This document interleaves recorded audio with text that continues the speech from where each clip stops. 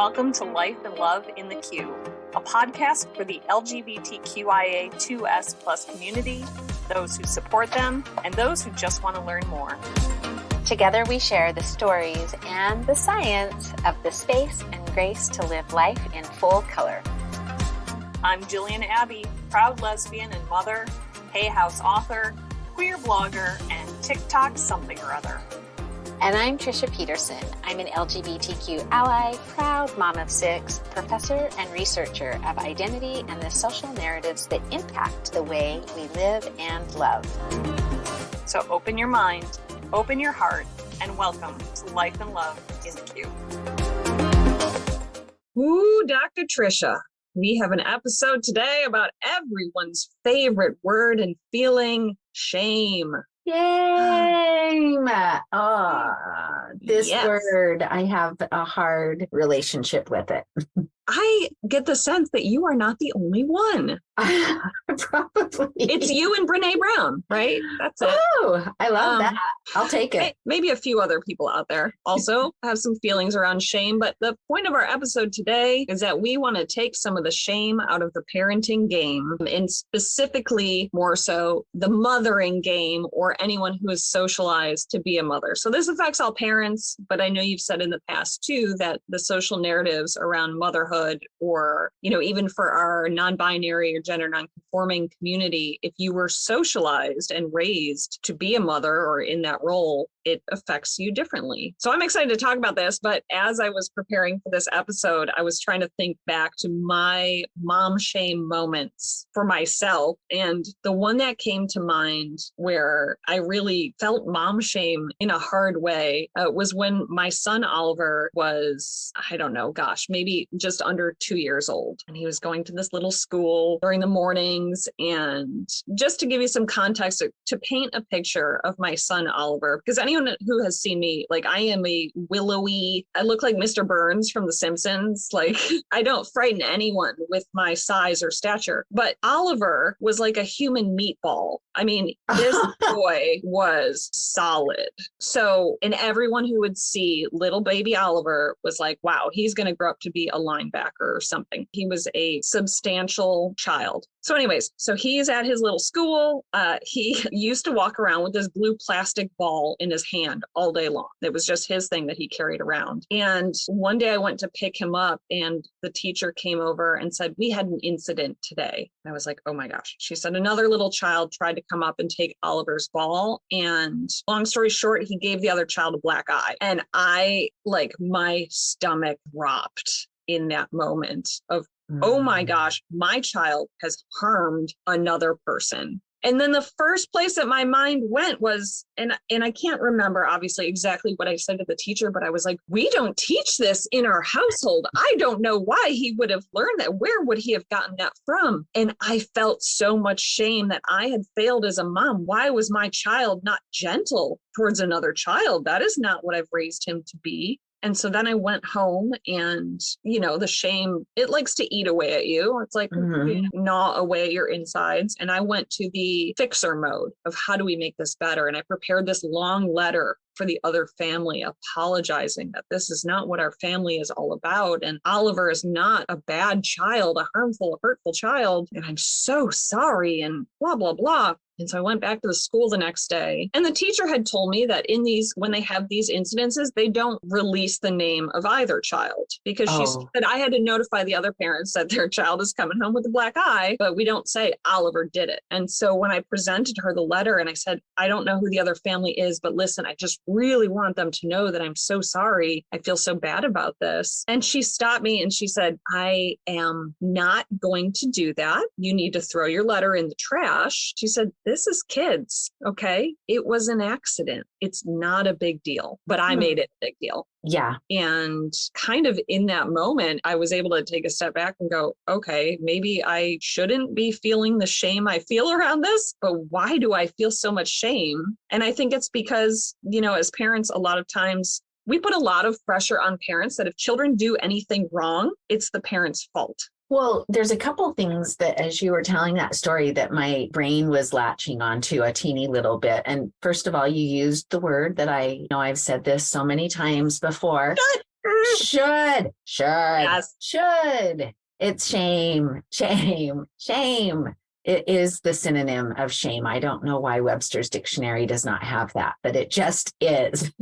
But the other thing that I'm thinking about is there is so much pressure that gets put on parents. But I remember when my kids were little, hearing the phrase all the time, well, so like if something bad happened in the classroom, I was a room mom a lot. And you would hear this narrative that if a child says a swear word or a child misbehaves or a child hits in that situation, they learn that in the home. And that narrative always really bothered me because especially once a kiddo goes to school, the kiddo spends as much time in social settings outside of the home as they spend inside the home. So are we really sure that all behavior that is good and beautiful is learned outside the home, but all behavior that is harmful, evil and harmful and mean is learned in the home? Or is it a conglomeration of everything that we see, whether it's TV or our families or our parents or our friends or our grandparents or our schoolmates? But there is this huge belief that if something happens with a kiddo, it's directly because of a failure in the home. And because moms are the ones that are traditionally responsible for the care and nurturing of their children, then anything outside of perfect gets put on mommy's plate as something she failed at. Oh, yeah. It's the way we've painted the narrative forever. Isn't that nice? Yeah. Yeah. Because motherhood is so easy to begin with. Or parenthood is so easy to begin with. But yeah.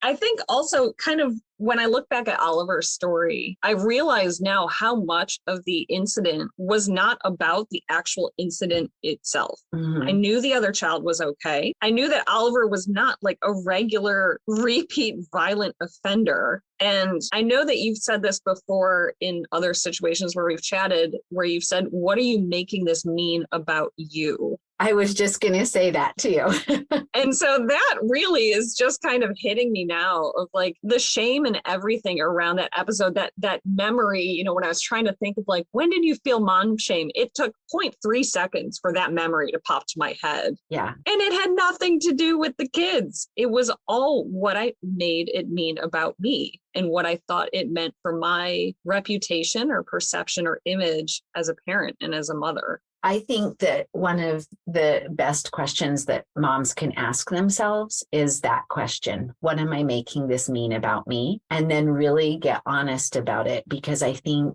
if you really go back and you look at all of the different instances of your life where motherhood has been difficult or parenting has been difficult, or you've really not known what to do because of something that's happening with one of your kids, that question, what am I making this mean about me, is I feel like it gives you access to where shame is what's leading the narration versus like a really deep layer of self-trust. And there's some beautiful learning experiences that we can have with our kids, but we have to be able to step outside of what we're making it mean about us. So in your situation, Oliver hitting his friend, Oliver had an experience that led him to feel like he needed to defend himself in some way. Defend the blue ball at all costs. Defend the blue ball at all costs. Well, there's something about that for Oliver that mattered to him. Oh, absolutely. As long as you were coming from a place of mommy shame, we don't do that. In our family, we're not hitters. In our family, we don't behave that way. In our family, we share that. All of that is you're making it mean that you have to teach this kid a lesson or else you're a bad mom. So it's like this mirror ricochet game. You know, it's like putting a ping pong ball in a room of shame and we just throw the ping pong ball and it just bounces back and forth, but never actually hits a target. So if you can pull yourself out of what am I making this mean about me, then you get to be really curious with Oliver.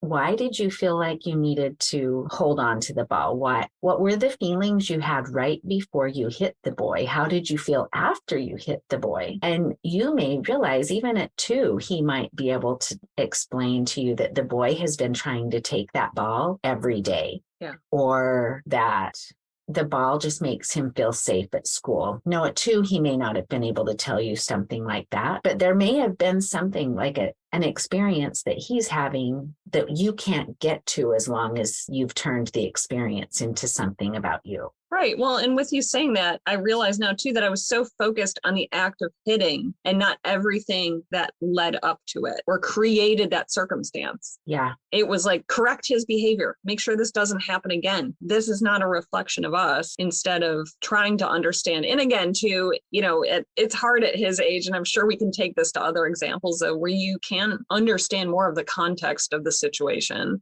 Can we gay this up a little bit though? Because, I love to take things over that way. So one of the things I was thinking was, so I read a post recently on Facebook, and it was so this is maybe not quite into the LGBTQ, but it totally applies. She was talking about an experience that her child had at school, and the child had not been chosen to be a line leader or something. Mm. And so she found out about the mom found out about this situation, kept her kiddo home for a couple of days. I guess the kiddo was really upset, kept the kiddo home for a couple of days and talked to the teacher and just did a lot of thinking about how her child best learns. Now, all of that is good. Like, all of that is fine. There's no criticism. I have no judgment on parenting, by the way. Like, you can tell me anything, and I've made enough mistakes as a mom that I can suspend judgment for everybody else. Like, I've got enough on my own plate. I don't need to judge somebody else. So she kept her kiddo home, and it was decided that they were going to try to find a different school for her kiddo to go to, that maybe her child, she decided, had enough neurodivergence and just enough different way of learning that they wanted them to be in a non-traditional school. Yeah. And that may have been true. But again, she went into fixer mode so quickly that I asked her, did you ask the child how they're feeling about not being selected? Did you talk to the kiddo about how they feel about the learning environment? And she had been, again, so worried about what it meant about her as a mother that she had actually not even chatted to the kiddo about their experience. And in reality, the kiddo was comparing themselves to another person in the classroom who seemed to get selected a lot. Oh. So it wasn't that the kiddo was concerned about not being selected for line leader or not receiving an award, for most congeniality. It wasn't actually the recognition from the teacher that the child was feeling bad at. It was that they were comparing themselves against the popular kid in class. And so there was actually an identity gap happening, not a performance gap. But when we make it mean about us as moms, we tend to focus on the performance gaps. Yes. When really our kiddos are trying to express to us an identity gap, which is why it applies to the LGBTQ experience. So our listeners by now have clued in, I'm sure, to the fact I grew up in a really rigid belief system, religious-wise. Mm-hmm. So for me, the process of watching my kids make choices that were outside of our religion, our religious beliefs, was difficult for me because as long as I made it mean that I had failed at teaching my kids about God, teaching them about scriptures, teaching them about right or wrong, I could not see that they were legitimately feeling horrible about themselves within the religious belief system. It's not that they were bad. It wasn't that they were making bad decisions. It's that they didn't believe in the decisions that I was vomiting on them all the time, in the belief systems that I was vomiting on them. Yeah. The LGBTQ experience is just no different. If you grew up in a cis heteronormative family, yeah, your mom is making it all about her, then you mask and you hide and you can't share with her the details because as a kiddo, our kiddos don't want to hurt us any more than we want to hurt our kids. Oh, absolutely. So our kids aren't going to come and talk to us about their most intimate and vulnerable feelings if every time they tell us something, our parents make it about them. Oh, I failed. What did I do wrong? Or overcompensate. How can I do this right? Like, how can I hurry and jump into advocacy? How can I hurry and jump into this world and support you? It's about being able to listen to one another without making it be about us. Yeah. And I remember you and I had a really touching conversation when I was at a hard point in my coming out process. I think I had more recently come out to my mom. She and I had always been close throughout my life. And like I said, I was raised in what I would consider not to be a homophobic household. I don't remember necessarily, I never heard negative talk about the LGBTQ. My mom had gay friends, but I felt like when I came out, to me, it felt like she was okay with gay people, but not okay with me being gay. And so I took her feeling in her words as her being ashamed of me, or her having shame towards my identity and the fact that I did come out later in life. And how did I not know earlier? And I felt like I had really let her down. And I remember you saying to me that she's not ashamed of you, or it's not a shame in your identity. She's ashamed, and correct me if I get this wrong, but I believe you said she's ashamed of the shame. Yes. That I think the shame of the shame is one of the most difficult things, because when we're trying to disentangle from old belief systems, there's a remembrance of either our errors or our flaws or the way that our beliefs maybe hurt ourselves or other people. And that remembrance is good. And eventually it's going to be adaptive, and it's eventually going to be what helps people transform. But between the remembrance and the transformation, there is a process of really like disentangling, unweaving yourself from all of that. And if we infuse shame into that disentangling process, then we just loop this shame, guilt, doubt cycle, and we never actually make it over to the transformation side. And so I think that the shame of things is so hard. But again, it's that place where you're making it mean something about you. Mm-hmm. In your mom's situation, in my situation, well, I'll be honest, I was a little bit different because I kind of recognized it early on. There were other things. But so if you're a mom and your kiddo comes out as late blooming LGBTQ, then there can be a shame that, oh, I didn't recognize it. And I was encouraging her to date boys all those years. Like, your mom had all of those thoughts. I've read your book. So I know some of the things that she was encouraging you to do, and some of the paths she was encouraging you to follow. Yeah. Not wanting any harm. Again, she was doing what she thought. And both of us really at that point was like, this seems like the right thing to do, or this is a mother-daughter experience. Yeah. We follow the narrative that we've been prescribed. Whether or not we want to believe it, we do. And when we come to crossroads in our lives, we look to what's normal to make our decisions. And following normal helps us avoid shame, because we don't have to worry about what other people are thinking about us. And it would be a wonderful world if we really could subscribe to the fact that we don't care what other people think about us. Yeah. But we do, because we're humans. We sure do. And we have to, because I have a coach that is helping me get my book out.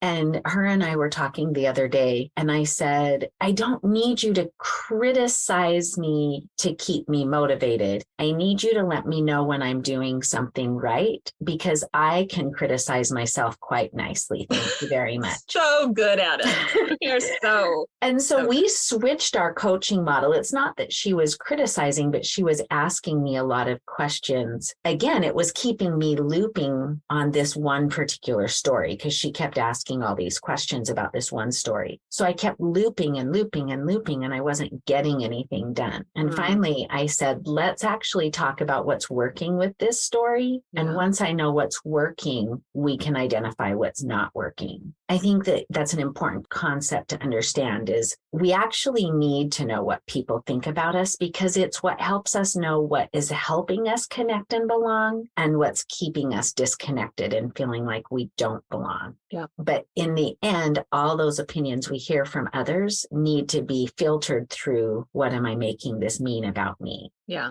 I hope that makes sense. Yeah, it does. And it also explains why I love when people send us notes about this podcast. Because as much as I love chatting I get so charged and so excited every time we have these conversations. But to know that there are other people listening, and then to hear what their takeaways are, whether it's good or bad, or like, this really hit, or I don't know, just knowing that there are people out there who feel less alone because they see themselves reflected in a story that you've shared or a story that I've shared is freaking amazing. And I love that connection. Yeah, I agree. So feedback, it's fuel for our little podcasting souls.